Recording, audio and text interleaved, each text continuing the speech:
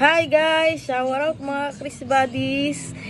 Kasama ko ngayon ang pinakamaputi kong pamangkin. Kaway-kaway! Shower out ka! Shower out! Yan sa mga bossers. Bilang mahilig kumain, dapat yung mga binibili natin pagkain masarap. At dahil nagtitinda kami ng mga pagkain, titikman namin yung mga tinitinda namin. Siopaw.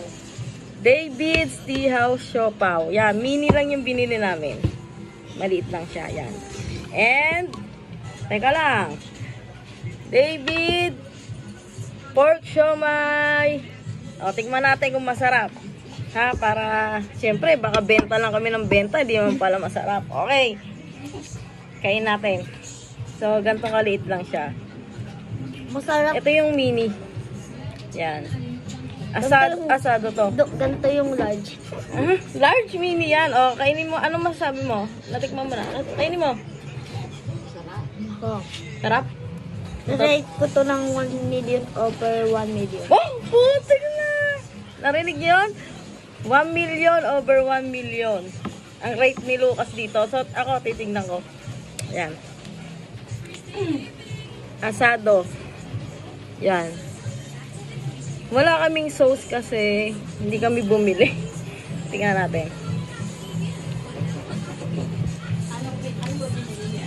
Masarap. Masarap, promise. Kahit walang sauce. Totoo, masarap. Parang isang kainan ko nga to eh. Ang liit kasi. Ano? Ano masabi mo sa siopaw? Sobrang sarap. Masarap daw. Oh, bata na nagsabi. Mas masarap pa sa Jollibee. Napakapihikan po sa pagkain nito. Promise. Pero nasarapan siya. Nagustuhan niya. Ayan.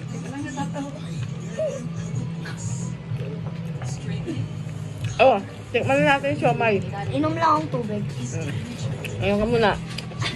Ito siomay naman. Pork siomay. Titikman ko muna siya ng walang sausawan.